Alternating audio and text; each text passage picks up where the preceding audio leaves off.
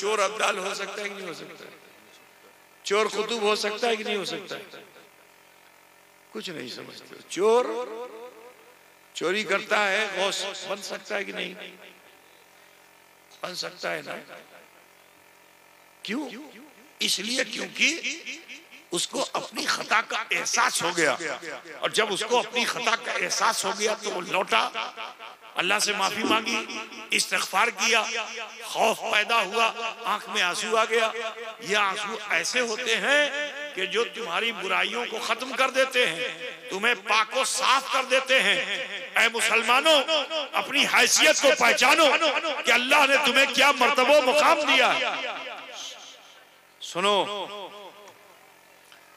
कौम बनी इस्राइल का एक फर्द था जो बड़ा जालिम जाबिर था, खता भूल करता था, माँ बहन बेटियों के साथ दुर्व्यवहार करता था।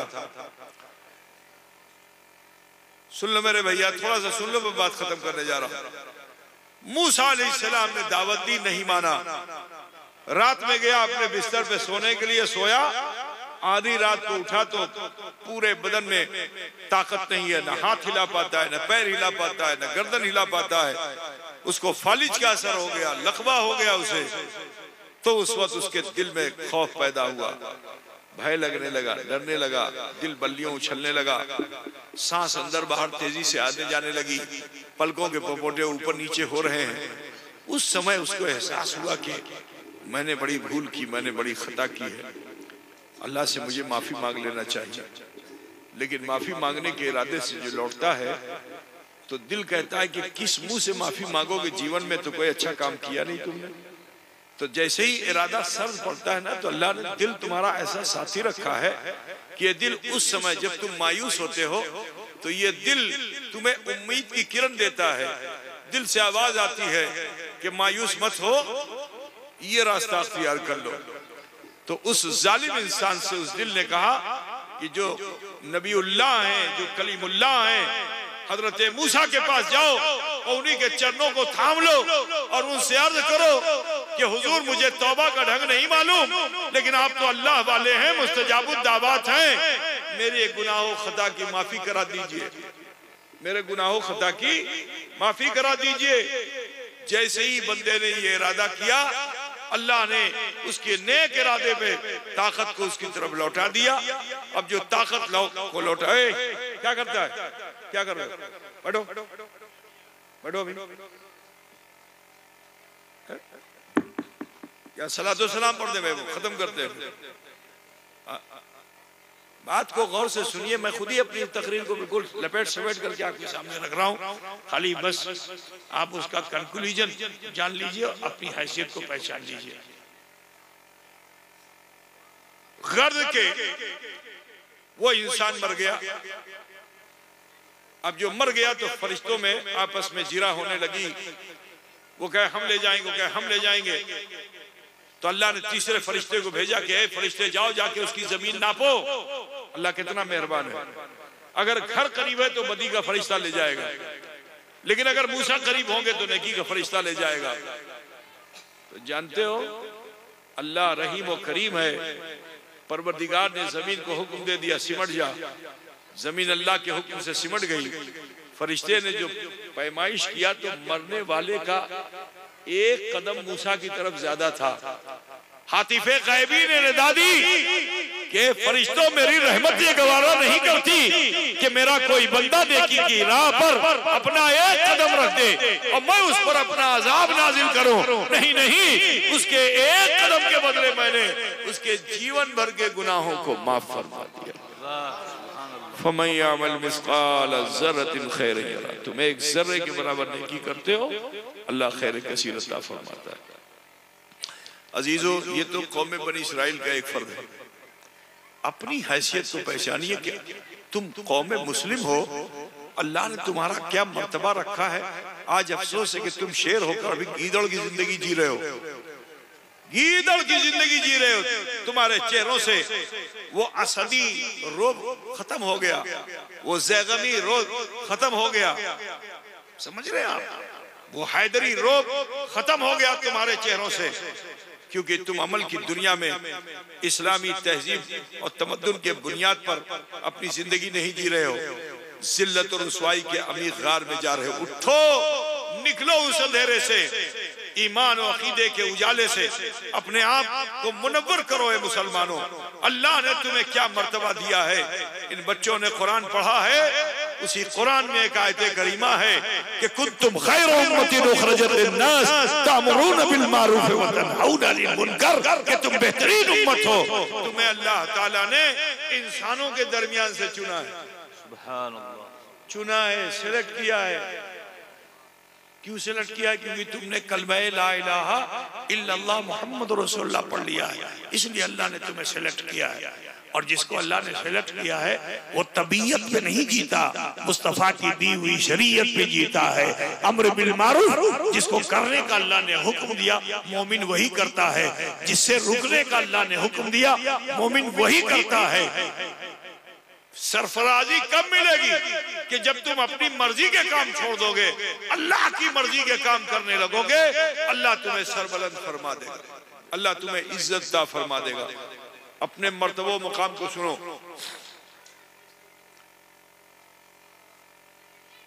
मदीने में रसूल पाक सल्लल्लाहु अलैहि वसल्लम थे।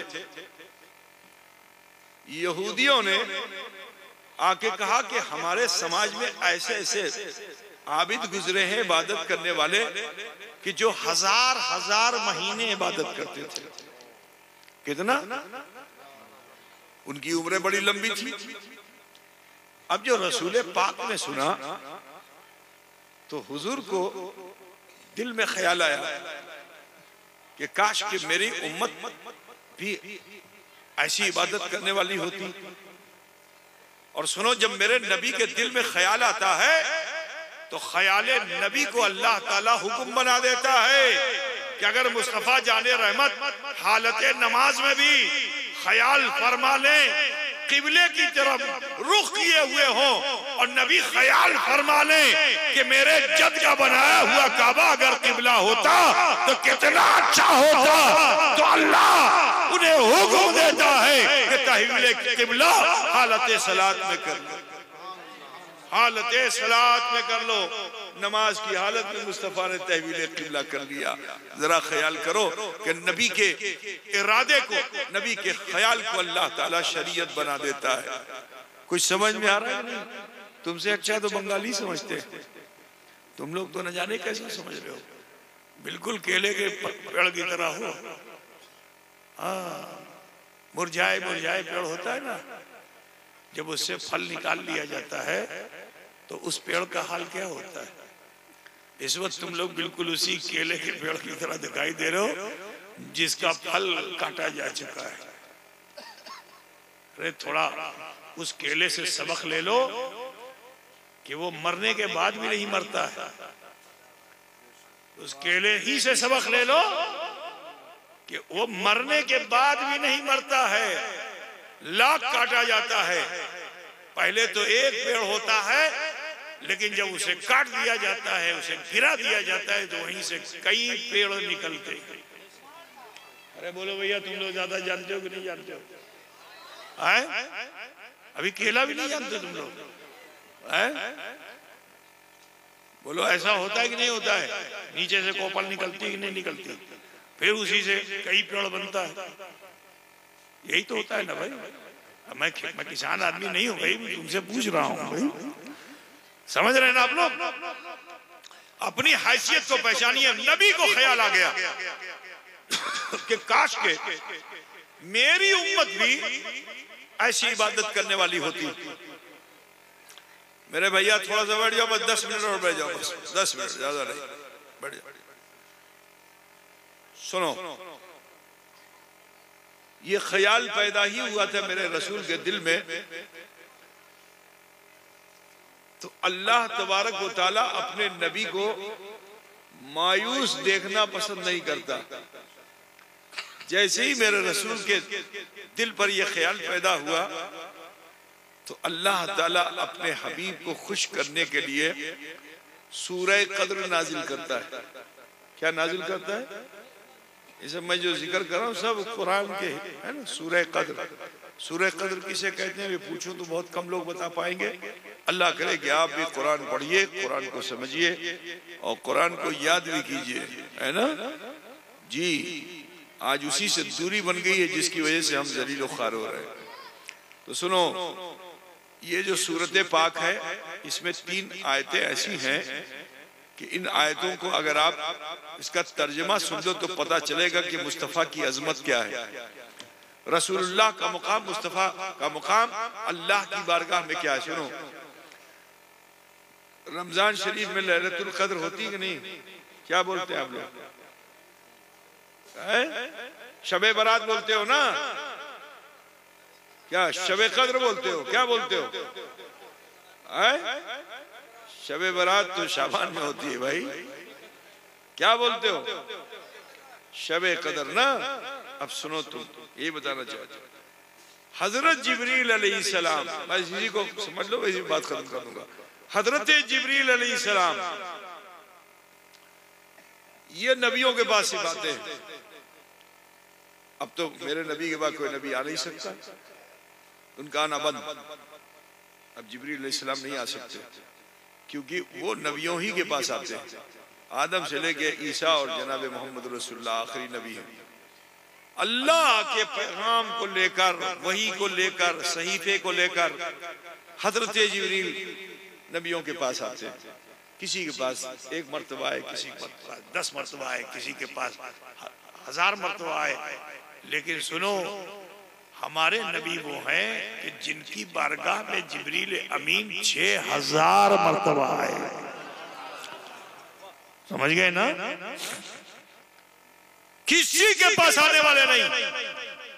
मगर ऐ मुसलमानों, अपना मर्तबा मुकाम समझो कि जो अल्लाह की तरफ से पैगाम्बर है, रसूलों नबियों के लिए, वो वहां आते हैं, नबियों के पास आते हैं अल्लाह का कलाम लेकर।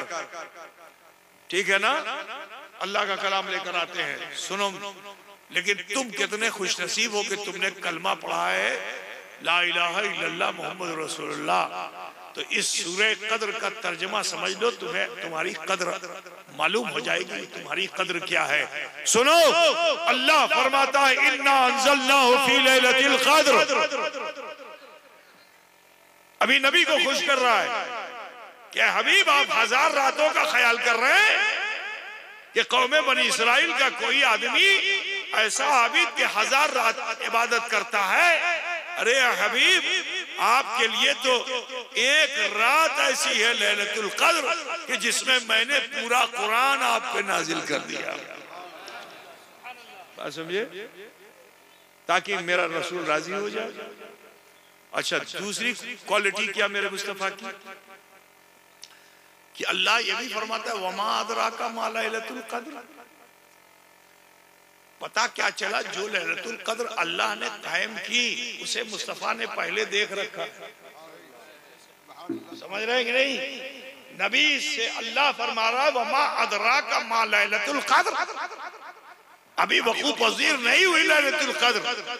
अल्लाह क्या फरमाता है, वमा अदराका मा लैलतुल कद्र। आपने नहीं देखा है लैलतुल कद्र कैसी है? अरे लैलतुल कद्र खैरुम मिन अल्फ शहर।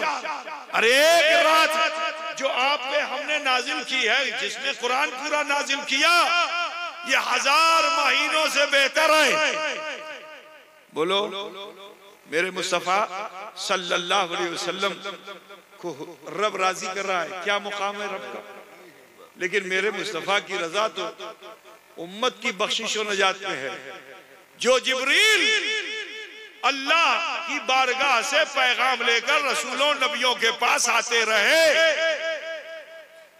यहां कलाम लेकर आते रहे, यहां कलाम करते रहे, लेकिन सुनो, अपनी हैसियत को पहचानो कि अब अल्लाह फरमाता है कि तनज़्ज़लुल मलाइकतु वर्रूह, कि इस रात में हमने सारे फरिश्तों को, आसमान के फरिश्तों को नाजिल कर दिया।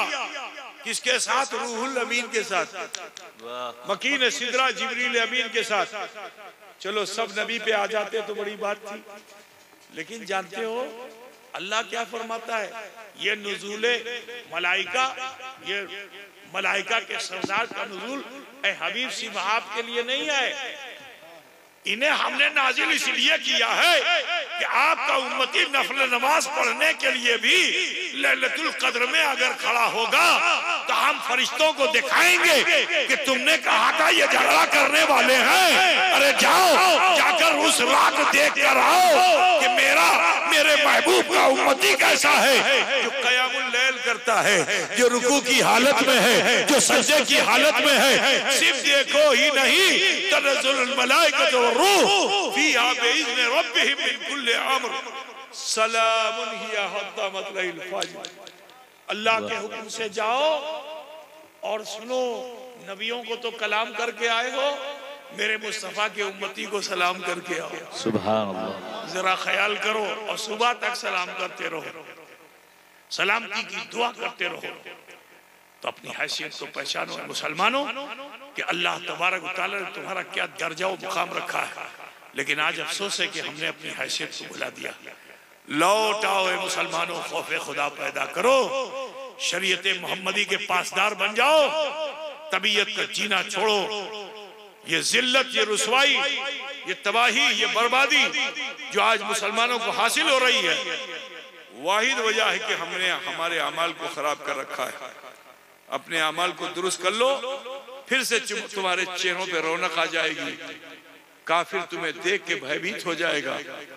तुम में शेर से ज्यादा खौफ वाली सलाहियत तुम्हारे चेहरों पे है।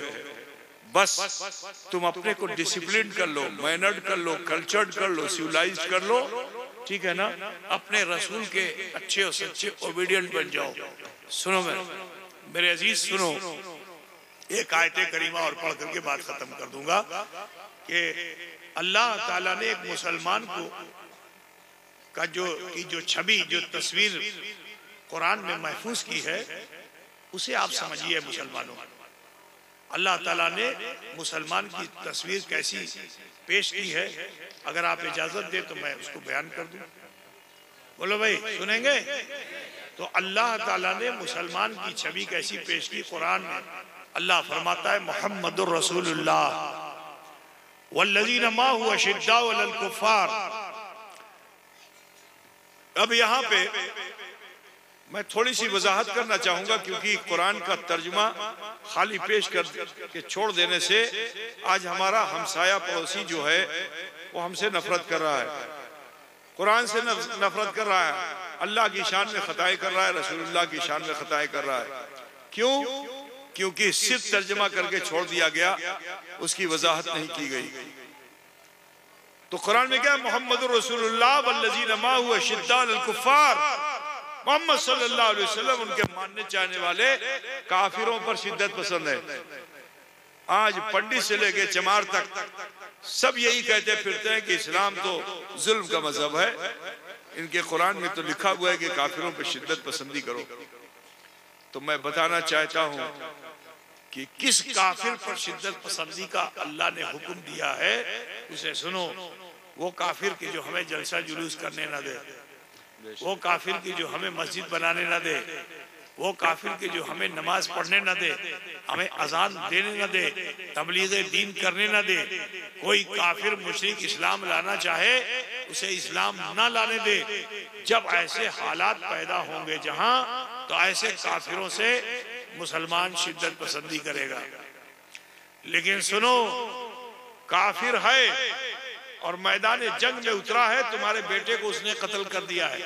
अब तस्वीर का दूसरा रुख भी देखिए। आज इसको उन तक पहुंचाने की जरूरत है जिसकी बुनियाद पर नफरतें उठ रही हैं मुसलमानों के खिलाफ। तो उन्हें चिन्ह कराना चाहिए, पहचान कराना चाहिए कि इस्लाम में किस काफिर के साथ शिद्दत है और किस काफिर के साथ शिद्दत नहीं है। तो सुनो, मैदान जिहाद में जंग कर रहे हो और तुम्हारे बेटे को कत्ल कर दिया, भाई बाप को भी कत्ल कर दिया, 2-4 घर के लोगों को उसने मार दिया। अब तुमसे मुकाबले पे आया, तुम्हारा बाजू भी काट दिया, लेकिन तुम्हारी तलवार उसके सर पे आ गई। अनकरीब था कि तुम तलवार को सौंप कर उसकी गर्दन पे मारते तो गर्दन जो है वो फुटबॉल बन जाती, सरतन से जुदा हो जाता। उस समय अगर वो कहे कि हमें अमान दे दो, गौर से सुनना मुसलमानों, नफरतें अच्छी चीज नहीं है, इस्लाम तो मोहब्बतों का मजहब है। आज अफसोस है कि इस्लाम की सच्ची तस्वीर को कुफ्फार और मुशरिकीन के दरमियान पेश नहीं किया गया। जब तक पेश किया गया, तन्हा ख्वाजा गरीब नवाज आके पेश कर दे तो 90 लाख काफिर कदमों पे गिरे और पढ़ ले कलमा ला इलाहा इल्लल्लाह मुहम्मदुर रसूलुल्लाह। इस्लाम की सच्ची तस्वीर मखदूम अशरफ जहांगीर सिमनानी अगर बनारस की सरजमीन पे आकर इस्लाम की सच्ची तस्वीर को पेश करें तो आचार्य एक दो नहीं, भारत के 1100 आचार्य मुनाजरे के लिए मखदूम अशरफ के सामने आए और पढ़ ले कलमा ला इलाहा इल्लल्लाह मुहम्मदुर रसूलुल्लाह। कोई जोगी हो या जादूगर हो, किसी का जादू उन पे चलता नहीं था। उनके पास ऐसा, उनके आंखों में ऐसा जोर था, उनके चेहरों पे ऐसा असर था, हक्कानियत का असर ऐसा था कि तलवार चलाने की जरूरत नहीं पड़ती थी, किरदार से इस्लाम फैलता चला जा रहा था। आज जरूरत इसी की है। बम गोले हथियार बना के तुम जीत नहीं पाओगे। जीतना चाहते हो काफिर को तो अपने किरदार को अच्छा बनाओ।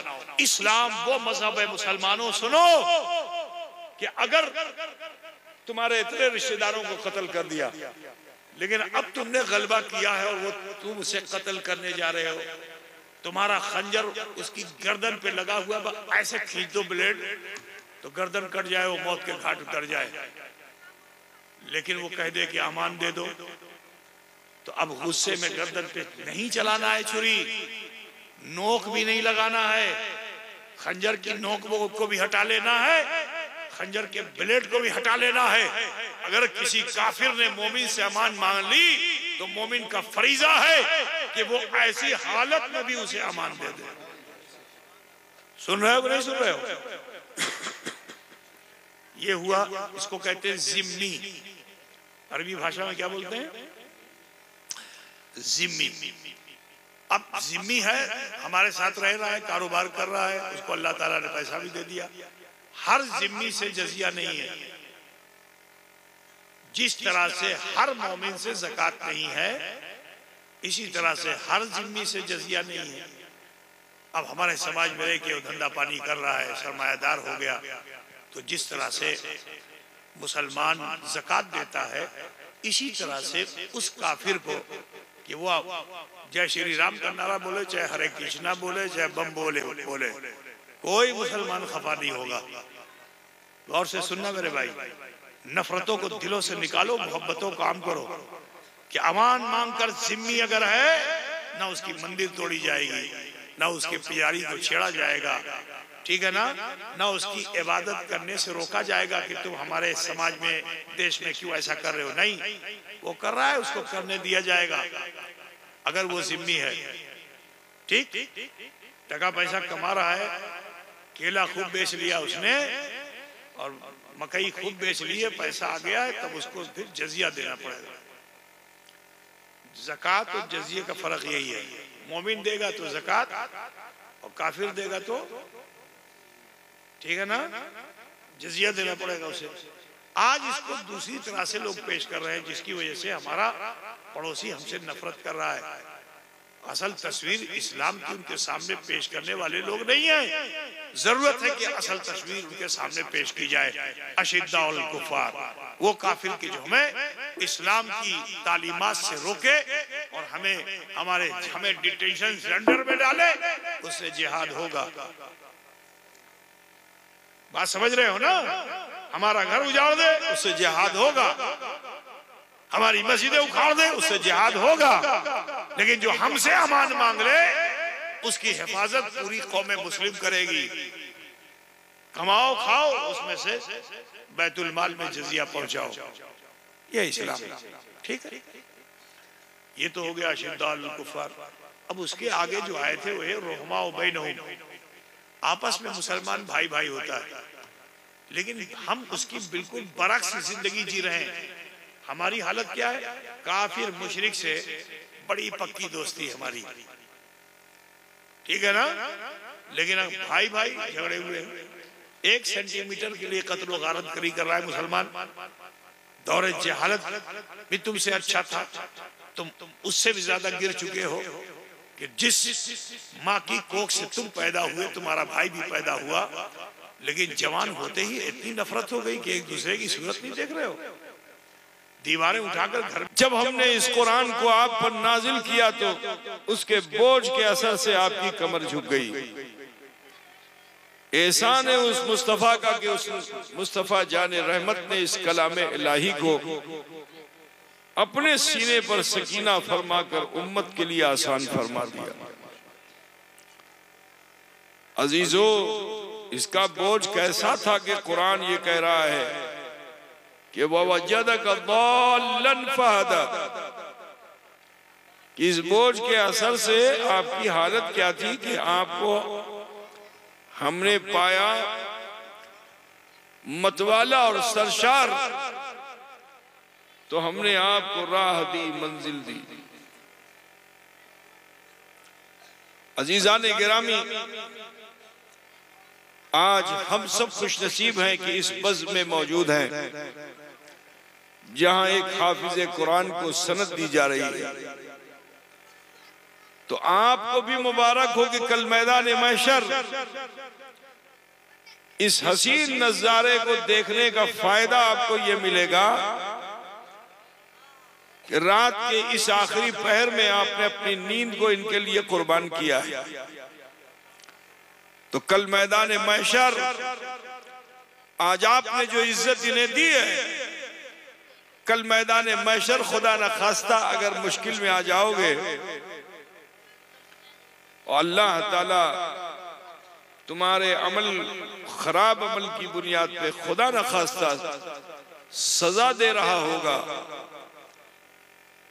तो जानते हो ये हुफाज कुरान अल्लाह की बारगाह में अर्जी लगाएंगे कि परवरदिगारा ए रब्बे कदीर इलाहुल आलमीन, तेरा ही हुक्म था कि एहसान करने वाले पर एहसान किया जाए, लेकिन अल्लाह हम तो मदरसा गरीब नवाज में रहे 2 चंद साल, इस लायक ना हो सके कि हम उस एहसान का बदला चुका सके जो उन्होंने एहसानात किए थे कि पानी का इंतजाम किया, खाने का इंतजाम किया, बिस्तर का इंतजाम किया। हम अगर कहीं मदरसे से बाहर चले तो हमारी इज्जत में, हमारी मोहब्बत में वो हमसे 2 चंद खुलूस के जुमले बोले। हमें जब दस्तार दी गई थी तो इन्होंने अपनी रात को में हमारे लिए कुर्बान किया था।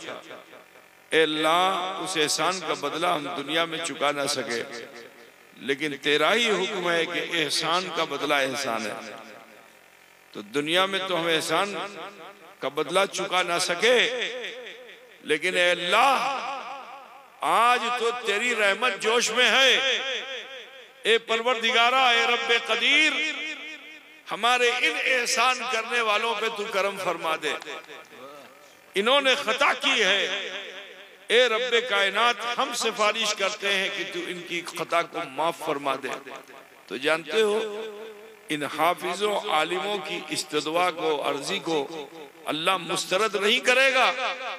रहमते हक बहाना भी जोयत इरशाद बारी ताला होगा कि फरिश्ते अज़ाब जहन्नम की जंजीरें काट दो, मेरी रहमत ये गवारा नहीं करती कि मेरा कोई बंदा जो दीन की राह पे चलकर और आलिम दीन बने, हाफिज कुरान बने, और वो मेरी बारगाह में इनके लिए सिफारिश करे और मैं उसे मुस्तरद कर दूं। नहीं नहीं, इन तमाम गुनहगार बंदों को अब जहन्नम ना ले जाकर जन्नत में जगह दे दो। समझ रहे हो भाई मेरे?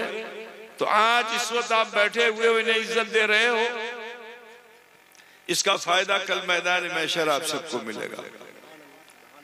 लेकिन ऐ मुसलमानों, जो मिजाज आप बनाए हुए हो, इसी मिजाज में अपनी जिंदगी को गुजारो, क्योंकि अल्लाह ने सिर्फ हाफिजों को इज्जत नहीं दी है, मोमिनों को भी बहुत इज्जत दी है।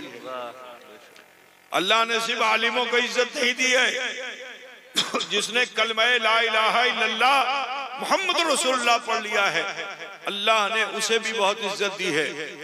लेकिन आज अफसोस है कि हमने दुनिया का रंग अपने ऊपर चढ़ा लिया, अल्लाह का रंग जो हम पे चढ़ना चाहिए था हमसे दूर हो गए।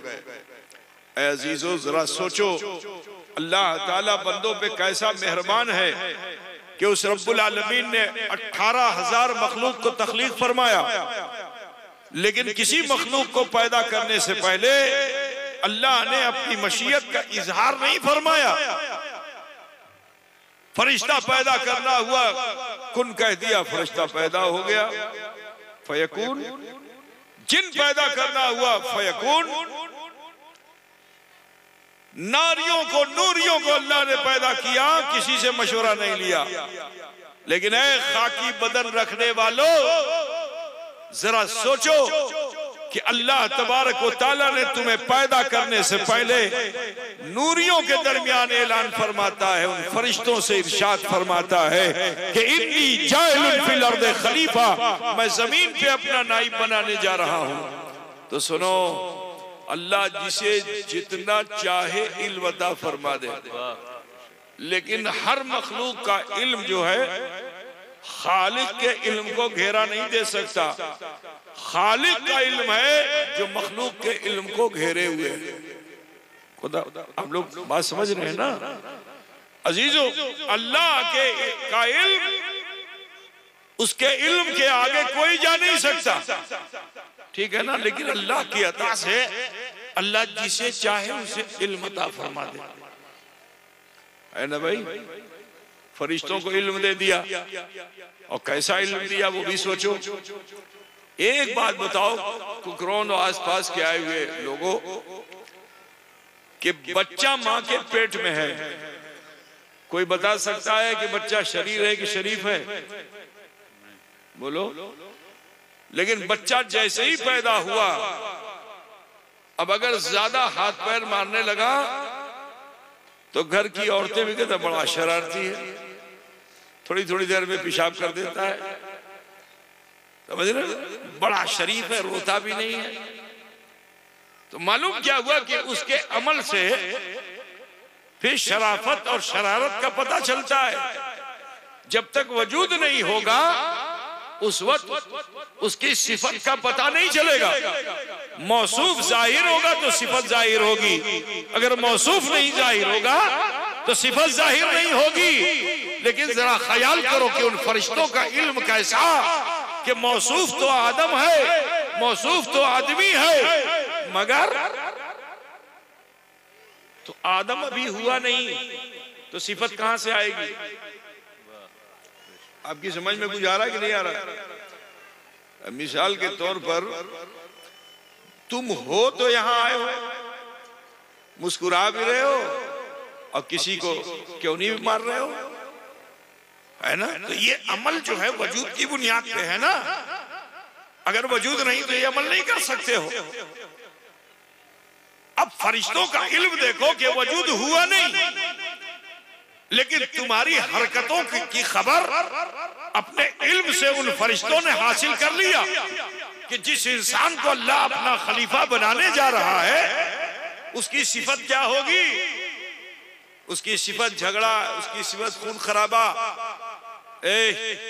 चुप चुप चुप, बिल्कुल खामोश रहो।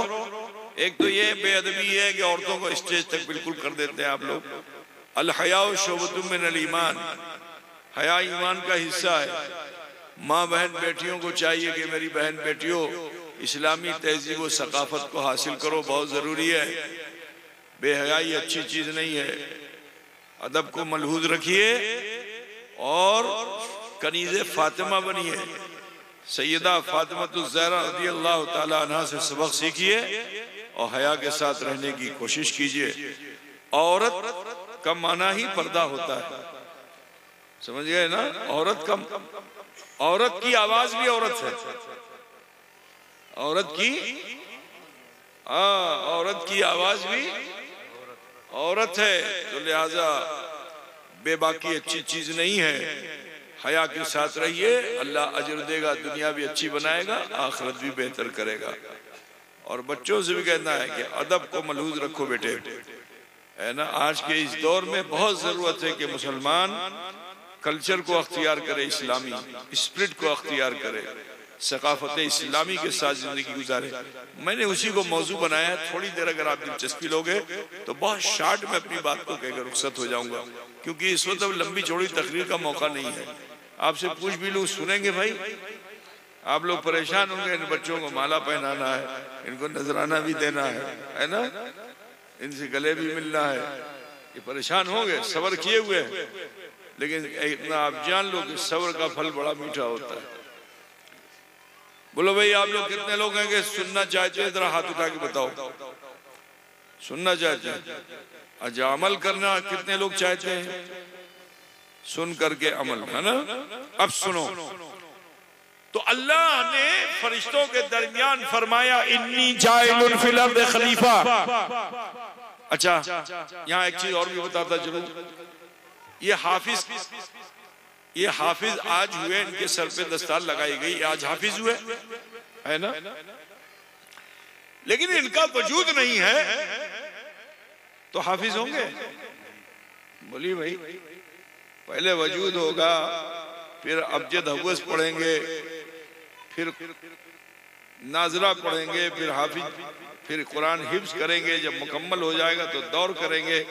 उसके बाद जब इनका उस्ताद मुतमईन हो जाएगा तब अब अराकीन से कहेगा, हमने इस बच्चे को तैयार कर दिया, यह हाफिज कुरान हो चुका है, अब इसे सनद देनी चाहिए।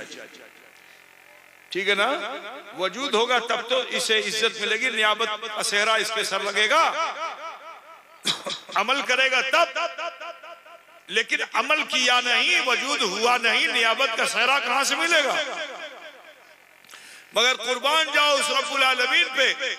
क्या इंसानों, लोगों, तुम पर अल्लाह कितना मेहरबान है कि तुम्हारे पैदा होने से पहले अल्लाह ताला ने नियाबत का सेहरा तुम्हारे सर डाल दिया, तुम्हें खलीफतुल्लाह बना दिया। तो अल्लाह ने फरमाया, इन्नी जाइलुन फिल अर्द खलीफा।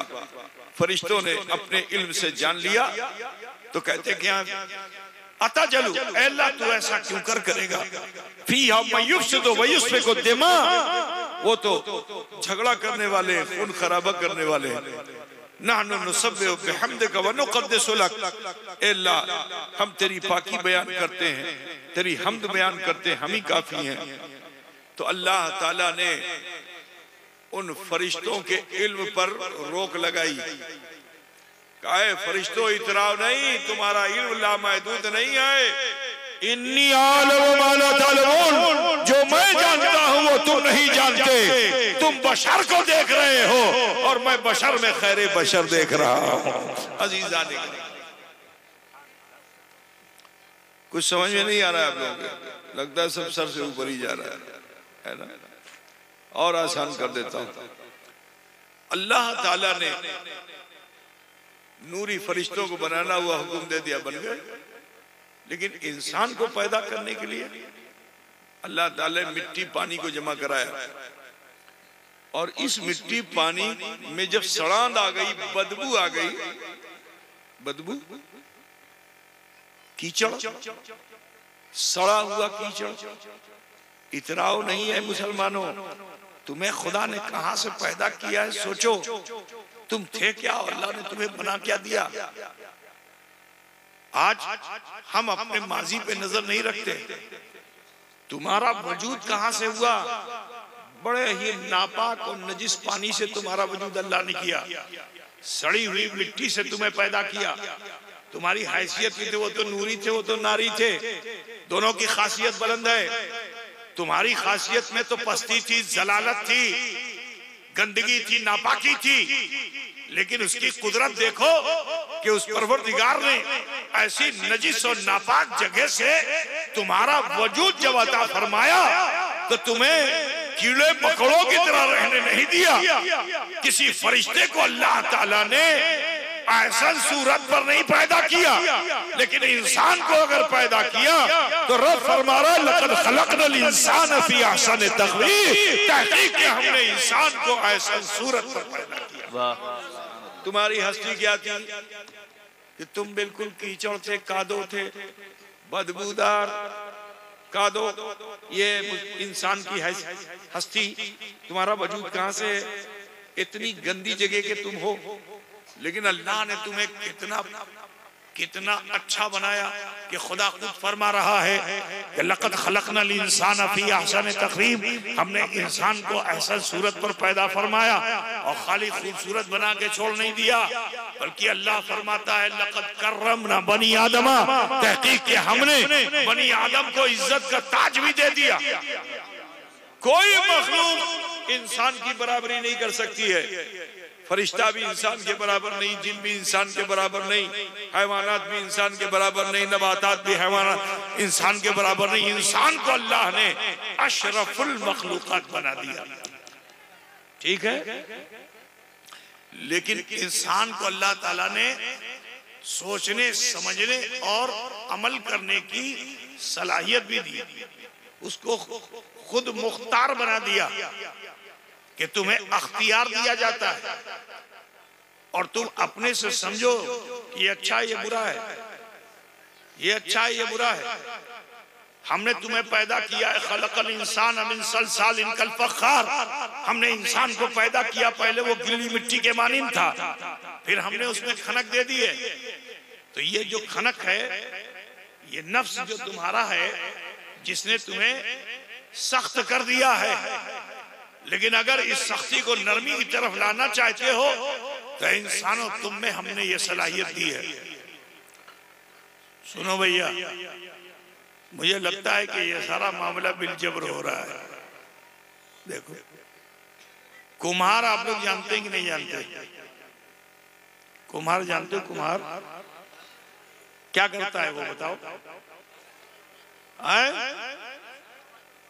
कैसे बनाता है? मिट्टी लाता है, पानी डालता है, मिट्टी को सड़ाता है। अल्लाह खालिक है और ये साने है, तरीका वही है। अल्लाह ने मिट्टी जमा किया, पानी जमा कराया, सड़ा दिया, उसी सड़ी हुई जगह से तुम्हारा वजूद किया। इसको कभी भूलना नहीं। जब भूलोगे नहीं तो तुम्हारे अंदर तकब्बुर नहीं आएगा, अना नहीं आएगी, मैं नहीं आएगी, कामयाब हो जाओगे। तुम्हें खुदा ने कहां से पैदा किया वो सोचो। अजीजों, कुम्हार भी उसे सड़ाता है, वो भी चक्की पे रखता है, जो चाहता है बना देता है। प्याला चाहे तो प्याला बना दे, घड़ा चाहे तो घड़ा बना दे। और चक्की से उतरते उतरते कुछ बर्तन ऐसे होते हैं कि जो इतने गीले होते हैं कि जब उतारता है तो वो टेढ़ा हो जाता है। अच्छा, जब वो टेढ़ा हो जाता है तो कुम्हार उसको फौरन तोड़ता नहीं है, फिर उसकी इस्लाह करता है। उसके पास एक औजार होता है, उससे वो ठोक ठोक के जर्ब लगा के उसको दुरुस्त करता है, ठीक है ना। घड़े पे चोट मारता है, उसकी कजी जो खत्म हो जाती है, वो देखता है, मुतमईन हो जाता है कि अब ये बिल्कुल सही हो चुका है, तो उसको जमीन पे रख देता है ताकि सूरज की सोलर शुआएं उस पे लगे और वो सूख जाए। अब जब घड़ा सूख गया, इस दरमियान अगर सूरज की गर्मी से घड़ा फट जाए या घड़े में सुराख दिख जाए, उस कुम्हार को तो क्या करेगा? बने हुए घड़े को, कच्चा घड़ा तोड़ करके फिर से घड़ा बना सकता है कि नहीं बना सकता है? लेकिन उसी घड़े को अगर वो भट्टी में डाल दे, क्या बोलते हैं आपके वहां? कुम्हार जिस भट्टी में घड़ा डालता है पकाने के लिए, उसको क्या कहते हैं आपके वहां? भट्टी बोलते हैं ना। उसको बना देता है, अंदर आग लगा देता है। कुछ दिनों के बाद जब आग बुझती, उसको खोलता है। बोलो, कुम्हार का यकीन क्या होता है कि इसमें 100% तो मिलेगा नहीं। 100 डाला तो 100 मिलेगा, कुछ फट जाएगा, कुछ में सुराख हो जाएगा, ठीक है, कुछ काला हो जाएगा, कुछ बदसूरत हो जाएगा। तो ये फटा, वहां तो टेढ़ा हुआ था, चक्की पे तो दुरुस्त कर लिया, लेकिन आग में जाने वाले उस टेढ़े घड़े को जो गर्मी से टेढ़ा हो जाए, जिसमें सुराख हो जाए, जिसके अंदर क्या नाम है, जो क्रैक हो जाए, फट जाए, बोलो कोई है दुनिया का कुम्हार कि उस पके हुए घड़े को पीस करके, पाउडर बना करके और फिर से वो उसमें नमी लाए और उसे अपनी चक्की पे रख के घड़ा बनाए। बोलिए, अरे यार कुछ तो बोलो। घड़ा बना पाएगा? घड़ा नहीं बना पाएगा। लेकिन अल्लाह ने इंसान को एक कुदरत ऐसी ताकत दी है कि अगर तुम्हारे नफ्स की गर्मी ने तुम्हें जला दिया है, बुराइयों का सुराख पैदा हो गया है, तुम खताओ भूल की बुनियाद पे फट चुके हो, चाहते हो कि तुम अपने अमल के घड़े की इस्लाह कर सको, तुम उसे फिर से बना सको, तो अल्लाह ने तुम्हें जिंदगी बख्शी है। सुनो ए मुसलमानों, बस अगर तुम पशेमा होकर अपने रब की तरफ लौट आते हो और तुम्हारे दिल से खींच करके एक कतरे इंफियाल तुम्हारी पलकों के पपोटों से गिर करके और फिर उस जगह पे गिर जाए जो बहुत सख्ती पा चुका है, तो तुम्हारा एक कतरा आंसू जो है वो तुम्हारे बदअमली के उस फटे हुए घड़े की इस्लाह कर सकता है, उसे नम कर सकता है। अब जब वो नम हो जाए तो फिर से तुम अमल की चक्की पर अपनी मिट्टी को रख करके और नेकी का घड़ा तैयार कर लो। ये सलाहियत हो सकती कि नहीं हो सकती है? और शार्ट में बता दूं,